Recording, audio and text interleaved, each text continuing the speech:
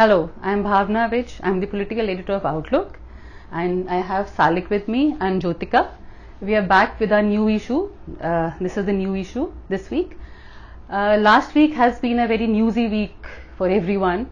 Maharashtra, the drama was playing out in Maharashtra, and then the university, JNU, which has always been in controversy with the government, and even otherwise for other reasons, for tukre and everything. The students are protesting because of fee hike there, and issue of public funding came up. Public funding of higher education of universities came up. So we had to take a call whether to go with Maharashtra on the cover or the universities. So we thought universities is a better thing because the entire future depends upon that. The students are the ones who will always create an atmosphere for change in the country. So we decided to go with this. And we have Salik here who reported majorly on this.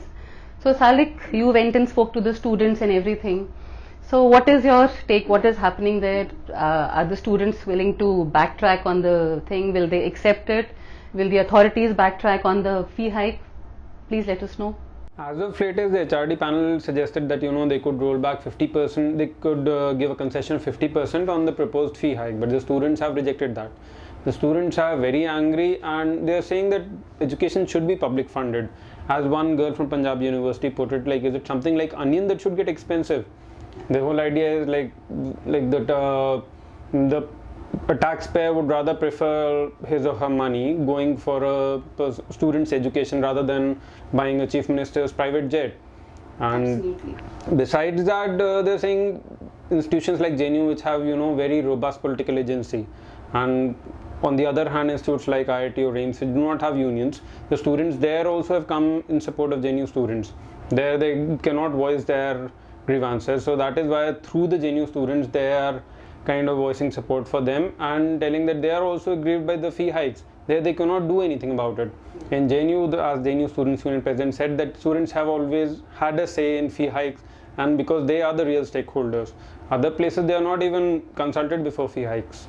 Absolutely, and it's surprising. I think they did not even include the students in the committee. Yeah. Because there's some issue that the new JNU Students Union has not been notified. But besides that, in the recent years, there have been protests in several other institutes also. FTIIT has been there, Jadavpur, AMU, Hyderabad. Of course, protests, you name a university and protests have been there. And for reasons other than fee hike, so many other reasons. Because in some places, let's say Jadavpur, there were case of molestation. In AMU, there was this whole Jinnah controversy. And at times there is administrative high-handedness, as we saw in FTII. And in BHU? BHU also. Like recently it's different, but then 2 years ago it was a very major protest. It was against a case of molestation. A girl was molested in campus after 6 p.m. and the proctorial guards were asking the girl why was she outside. So, and I think they tried to introduce a dress code for women. Yeah, that was also there, and the girl said it was a landmark day in the history of BHU. BHU is not a monolith, like there are several other voices also. In fact, we have an interview with the former HRD Minister Dr. Murli Manohar Joshi also in this issue. He's the person who was accused of saffronization of education, and surprisingly we spoke to him, and he's the one who's actually in favor of public funding of education, and he thinks that whatever is happening is because of the complete breakdown of trust between the students and the authorities. And so I think we have to learn something from there also. And also we have Jyotika. She did the story on the telecom wars, and as we know, the signals are becoming bad. We can't have a proper conversation on the phone without the call being dropped or without you getting disturbance and everything. And now the telecom industry is not in a very good shape. So Jyotika, please tell us what is happening. So in the story Telecom Turmoil, is India ready to brace up the impact? What we have looked at is how Indian telecom industry is going to come up in the next 6-7 months. There is going to be price hike in December.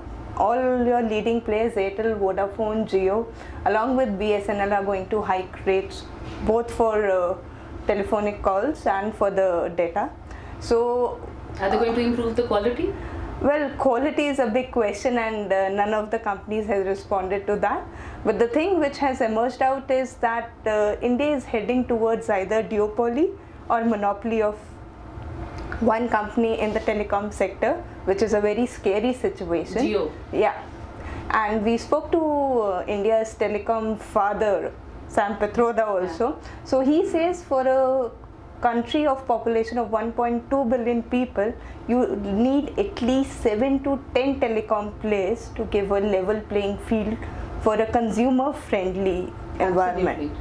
So India is heading towards a very, what would you call, dark situation when it is coming to telecom sector, and we should be really wary the way prices are going. So one side we talk about liberalization and opening up, and the other side we are, like you said, we are heading towards almost like a monopoly system. Yeah, NDA government has been giving this, arguing that we are happy with the 2 or 3 companies taking on the complete sector, which is already prevalent in China. But in a democratic country like India, having just 2 or 3 companies holding the complete fort is not viable according to the industry. And you can't compare Indian industry to China because there the government can control pricing and everything. Absolutely, absolutely. So we are heading towards a little dark days when it comes to telecom sector. Yeah. And of course then we have a big package on Maharashtra and what is happening there.